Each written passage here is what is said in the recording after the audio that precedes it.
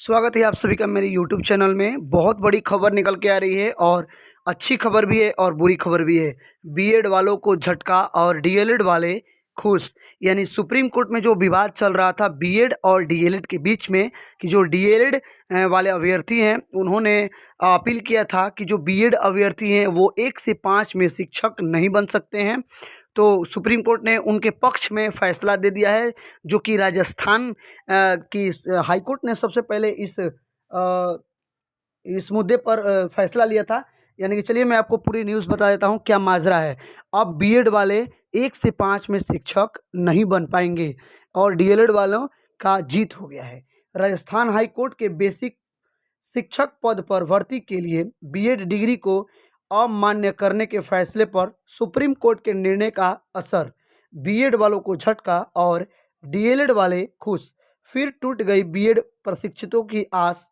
DElEd वाले कम और नौकरियां ज़्यादा होंगी क्योंकि इनकी संख्या कम है। बीएड बीएड वाले अभ्यर्थी जो हैं बहुत ज़्यादा हैं। देखिए मैं आपको बता देता हूँ पूरी जो अपडेट निकल के आ रही है वो ये है कि अब बीएड वाले जो हैं 1 से 5 में शिक्षक नहीं बन पाएंगे क्योंकि डीएलएड वाले सुप्रीम कोर्ट में अपना अपील किया था सभी अभ्यर्थियों ने कि बीएड वाले 1 से 5 में शिक्षक क्यों बनेंगे जब उनको ब्रिज कोर्स करना ही है। तो वो 6 to 8 और 9, 10, 11, 12 के लिए एलिजिबल हैं, तो वो नीचे क्यों शिक्षक अभ्यर्थी के लिए आवेदन करेंगे। इस पर राजस्थान हाईकोर्ट ने फैसला दे दिया था। उसी के मद्देनज़र रखते हुए सुप्रीम कोर्ट ने भी कल ये फैसला सुना दिया कि अब 1 से 5 में शिक्षक नहीं बन पाएंगे बीएड धारक। और जिन्होंने सीटेट 1 पेपर 1 पास किया है वो सीटेट 1 का जो मार्कशीट आया था सर्टिफिकेट, उस पे नीचे में मेंशन करके लिखा हुआ है कि आप जब सुप्रीम कोर्ट का आदेश आएगा तो आपका जो पेपर 1 का रिजल्ट है वो इनवैलिड माना जाएगा। मैं आपको उसका कटिंग दिखा देता हूँ। जैसे कि आप देख पा रहे हैं बीएड डिग्री नहीं बन सकेंगे प्राथमिक शिक्षक। सुप्रीम कोर्ट का आदेश। केंद्र सरकार और एनसीटीई की अपील को खारिज किया। वीएसटीसी, ठीक है, वीएसटीसी डिग्रीदार यानी कि बीएड वाले 5वीं तक के शिक्षक के लिए अयोग्य माने जाएंगे। अब बात करते हैं सर्वोच्च न्यायालय ने शुक्रवार को कहा कि बीएड डिग्री के आधार पर प्राथमिक शिक्षकों में शिक्षक नियुक्ति नहीं हो सकते। शीर्ष न्यायालय ने राजस्थान उच्च न्यायालय के फैसले के खिलाफ केंद्र सरकार और एनसीटीई की अपील को खारिज करते हुए यह महत्वपूर्ण फैसला दिया है। इस फैसले में शीर्ष न्यायालय ने माना कि यानी कि सुप्रीम कोर्ट माना कि प्राथमिक शिक्षक यानी 5 तक कक्षा के बच्चों को पढ़ाने के लिए बीएड डिग्री धारक योग्य नहीं होंगे। इस फैसले का असर न सिर्फ राजस्थान के शिक्षकों की नियुक्ति पर पड़ेगा बल्कि देश के सभी राज्यों में पड़ेगा। जस्टिस अनिरुद्ध बोस और सुधांशु धूलिया की पीठ ने कहा कि प्राथमिक शिक्षक के लिए सिर्फ बीएससीटीसी डिग्रीधारी ही योग्य माने जाएंगे। पीठ ने बीटीसी जिसे हम लोग बोलते हैं यूपी में बीटीसी जो होता है, इसके साथ ही राष्ट्रीय शिक्षक शिक्षा परिषद एनसीटीई द्वारा 30 मई 2018 को जारी उस अधिसूचना को रद्द कर दिया गया जिसके तहत प्राथमिक स्कूलों में लेवल 1 शिक्षकों की नियुक्ति के लिए बीएड डिग्री धारकों की भी योग्य माना था। एनसीटीई ने इस अधिसूचना में बीएड डिग्री धारक को प्राथमिक शिक्षक योग्य माना था, लेकिन कहा था कि नियुक्ति के 6 माह के भीतर ऐसे शिक्षकों को एक ब्रिज कोर्स करना अनिवार्य होगा।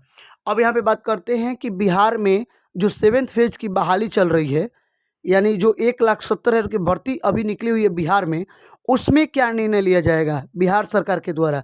क्योंकि सुप्रीम कोर्ट ने तो ये फैसला दे दिया है कि जो सीटेट पेपर 1 पास है उनका वो जो मार्कशीट है वो इनवैलिड हो जाएगा और बीएड वाले 1 से 5 में शिक्षक नहीं बन सकते हैं। लेकिन अब रही बात बिहार में जो प्रक्रिया अधीन बहाली जो चल रही है उस पर क्या फैसला लिया जाता है अब इस सरकार के ऊपर डिपेंड करता है। लेकिन देखिए सुप्रीम कोर्ट जब ये फैसला सुनाई है तो जब आप संविधान पढ़ेंगे तो उसमें लिखा गया है कि सुप्रीम कोर्ट का फैसला सभी नागरिकों, न्यायालय, अधिकारी और सभी को मानना अनिवार्य है। लेकिन सुप्रीम कोर्ट को ये भी उसमें लिखना चाहिए था और ये क्लेरिफाई करना चाहिए था कि जो प्रक्रिया अधीन है, जो यानी जो बहाली चल रही है, जो प्रक्रिया अधीन है उसके लिए क्या नियम है, ये आपको सेटिस्फाई यानी कि क्लेरिफाई करना चाहिए था सुप्रीम कोर्ट को।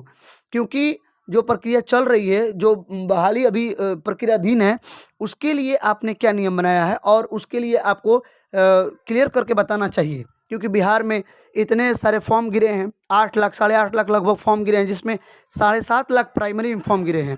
उसमें से लगभग नहीं होंगे तो 3 से 4 लाख बीएड धारक अभ्यर्थी जरूर होंगे।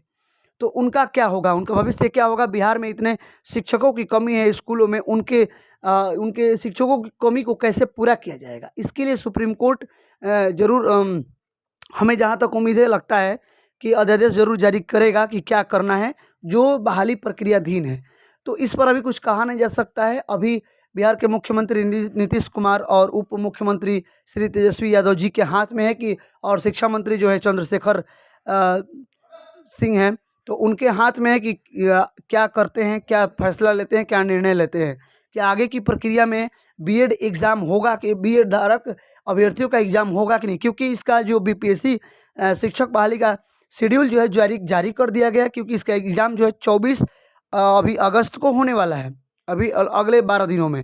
तो 24 अगस्त को होने वाला है। तो आपका एडमिट कार्ड तो अभी जारी नहीं किया गया है। मतलब क्या करती है सरकार, एडमिट कार्ड जारी करती है कि नहीं करती है, बहाली होगी कि नहीं होगी, इसके लिए क्या प्रावधान बनाया जाएगा बीएड धारकों के लिए, अब इस पे संशय बना हुआ है। अब इसका निर्णय आना बाकी है। तो ये पूरी अपडेट निकल के आ रही है। ऐसे ही शिक्षा से संबंधित कोई भी जानकारी पाने के लिए प्लीज़ वीडियो को लाइक कर सकते हैं, चैनल को सब्सक्राइब कर सकते हैं। धन्यवाद।